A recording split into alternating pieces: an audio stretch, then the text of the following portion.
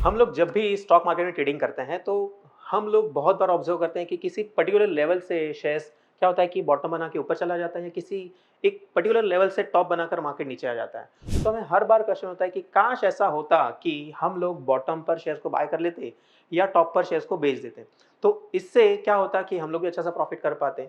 अब हम लोग इसका भी सॉल्यूशन एक स्ट्रेटेजी के साथ लेकर आए हुए हैं, लेकिन सबसे पहले आप इस वीडियो को सेव कर लीजिए और सब्सक्राइब करना ना भूलें।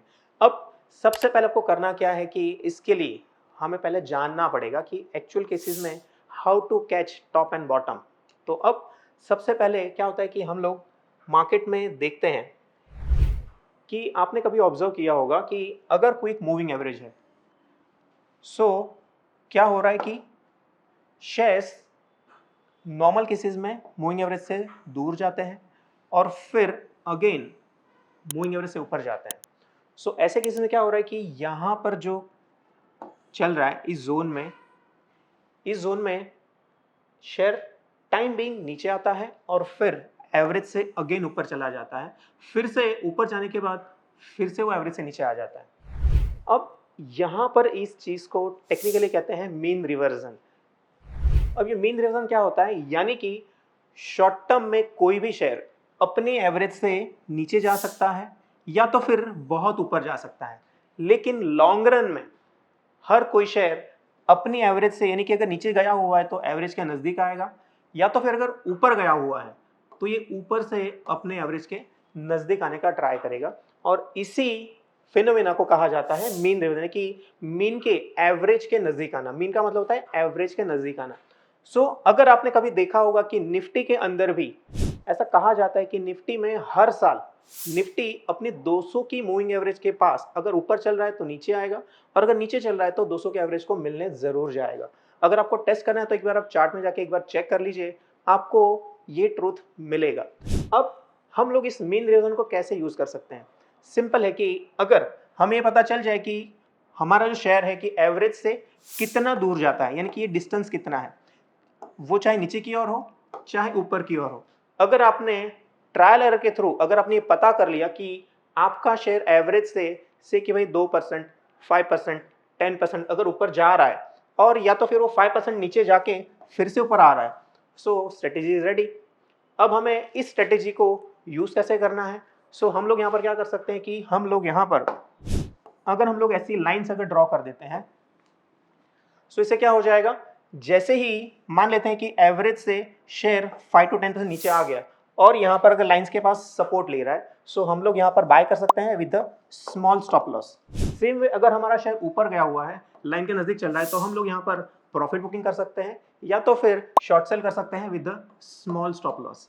अब इस चीज को हम लोग चार्ट में कैसे अप्लाई कर सकते हैं? सो अगर आपको चार्ट में अप्लाई करना है, सो इसके लिए भी आपको जाना है ट्रेडिंग व्यू पर। ट्रेडिंग व्यू पर जाके हमें आपको एक काम करना है कि वहां पर एक एनवेलप इंडिकेटर, आपको इंडिकेटर से चेक करना है। यहाँ पर एनवेलप इंडिकेटर आपको मिल जाएगा। जैसे आप इंडिकेटर ऐड करेंगे, यहाँ पर आपको टोटल 3 लाइंस दिखाई देंगी। ये 3 लाइंस में सबसे पहले जो मिडिल लाइन है वो है हमारा नॉर्मल मूविंग एवरेज, और ऊपर जो लाइंस दिखाई दे रही है वो एनवेलप के लाइंस है। अब ये दोनों लाइंस है क्या कि ये लाइन एवरेज के अंदर जो हमारा एवरेज है, मान लो कि हम लोग एवरेज यूज कर रहे हैं 50 का मूविंग एवरेज, तो 50 की मूविंग एवरेज से यहाँ पर ऊपर की ओर 5% या नीचे की ओर 5%, या तो फिर ऊपर 10% नीचे 10%। इस इंडिकेटर का छोटा सा सेटिंग है, वो आपको जानना चाहिए कि यहाँ पर आपको करना क्या है। इनपुट्स में यहाँ पर हमें टाइप करना है, लेंथ में रखना है हमें 50, और परसेंटेज में हम लोग यहाँ पर बेस्ड ऑन ट्रायल एरर, यहाँ पर या तो आप 5% रख सकते हैं, 10% रख सकते हैं, 20% रख सकते हैं। सो यहाँ पर हमने पैरामीटर रखा हुआ है 50 और 10, इसे हमने ओके कर दिया। अब इसके बेस पर हम लोग देखेंगे कि यहाँ पर हमें चार्ट्स में ये जो चार्ट चल रहा है ये है बैंक निफ्टी का। अगर हम बैंक निफ्टी को देखेंगे, सो एग्जैक्टली ज्यादातर केसेस में यहाँ पर क्या हो रहा है कि जिस तरह से लोअर एंड पर सपोर्ट लेके मार्केट ऊपर जा रहा है और अपर एंड पर यहाँ पर रेजिस्टेंस आ रहा है, तो इस जोन में हम देख पाएंगे कि यहाँ पर रेजिस्टेंस आ रहे हैं, यहाँ पर सपोर्ट ले रहा है। अब बेस्ड ऑन पास्ट रिकॉर्ड हमें हमारी जो टॉप 10 टॉप 20 कंपनीज होंगी उसका ट्रैक रिकॉर्ड देखना है, और हमारी कंपनीज में वो परसेंटेज कौन से अप्लाई हो रहे हैं। अगर आपने उसको आइडेंटिफाई कर लिया तो हम लोग यहाँ पर इसके बेस पर हम लोग अच्छा सा प्रॉफिट कर सकते हैं। अब यहाँ पर आपको ये चीज़ बिल्कुल एक बुलिंगर बैंड की तरह दिख रहा होगा, लेकिन दोनों के पर्पस डिफरेंट है। बुलिंग रन का मेन पर्पस होता है कि वहाँ पर हमें वॉलेटिलिटी को पता करना है।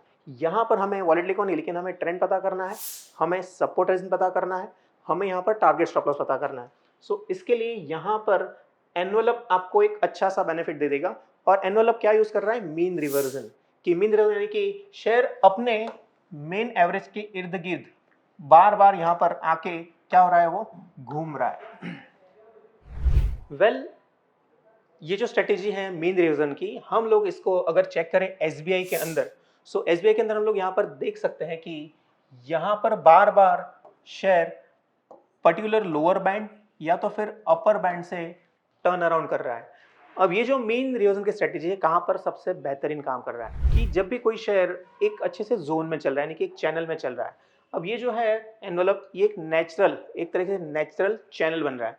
सो जब भी कोई कंपनी ऐसे एक जोन में चल रहा है तो वहाँ पर ये स्ट्रेटेजी बहुत अच्छे से काम करेगी।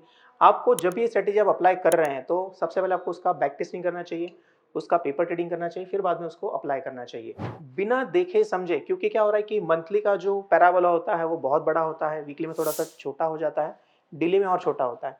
तो ऐसे केसेस में बिना बैक टेस्टिंग किए आपको कोई भी स्ट्रेटेजी अप्लाई नहीं करनी चाहिए। सो अभी एसबीआई में ये अच्छे से काम कर रहा है, लेकिन अगर हम लोग इसका टाइम फ्रेम अगर चेंज कर दे तो शायद अच्छे से काम ना करे। जैसे कि अगर हम लोग इसको अगर वीकली में कन्वर्ट कर देते हैं तो वीकली में आप देखेंगे कि ये कुछ वियर्डली काम कर रहा है। सो ऐसे केसेस में हमें इसका पैरामीटर चेंज करना रहेगा। तो पैरामीटर में जाके अगर हम लोग यहाँ पर अप्लाई करते हैं 200 और 20, सो अब यहाँ पर क्या हो रहा है कि यहाँ पर ये 20% से ज़्यादा मूवमेंट आ रहा है। तो ऐसे केस में हमें यहाँ पर ट्रायल एरर करके चेंजेस करने हैं कि अब यहाँ पर ये 30% का जो है पैराबोला यहाँ पर परफेक्टली, है ना, 30% के आसपास से घूम रहा है, ये टर्न कर रहा है यहाँ से। सो जब भी कोई स्ट्रेटेजी आप अप्लाई कर रहे हैं तो सबसे पहले उसको थोड़ा सा बैक टेस्ट जरूर कर लेना चाहिए। सो अगर आप भी इसी तरीके से और स्ट्रेटेजीज चाहते हैं तो एक बार हमें लाइक शेयर और सब्सक्राइब करना ना भूलें। और पूरा वीडियो देखने के लिए आप सभी का तहे दिल से धन्यवाद। Thanks for watching, keep profiting.